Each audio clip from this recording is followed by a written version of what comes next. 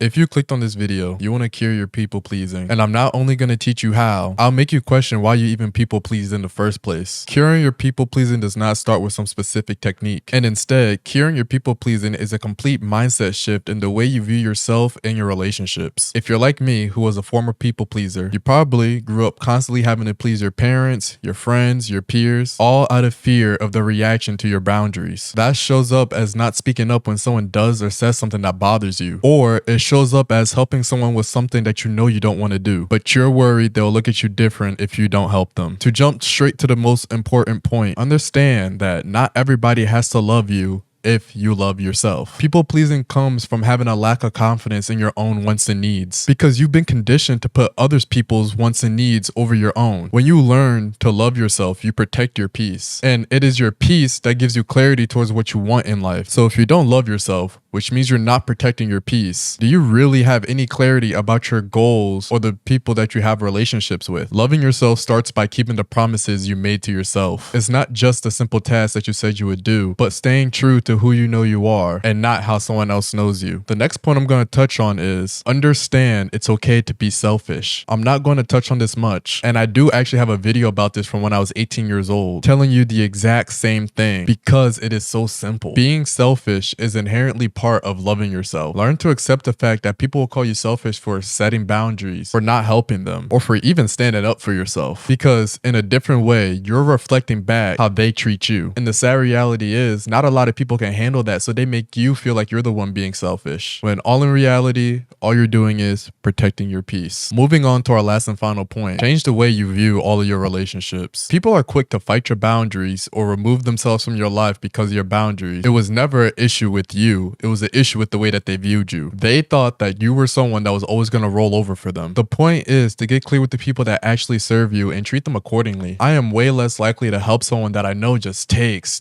and takes versus someone who I have a more give and take relationship with, because that's how relationships are supposed to be, whether they're friendships, romantic, etc. It's supposed to be give and take, not take. You don't need to go nuclear and cut off all your friends, but you do need to start to understand how each person serves your life in different ways. And once you take off those rose-colored lenses, you start to realize not as many people as you thought are serving a positive purpose in your life. And in a funny way, that then makes it easier for you to be okay with losing people for disturbing your peace.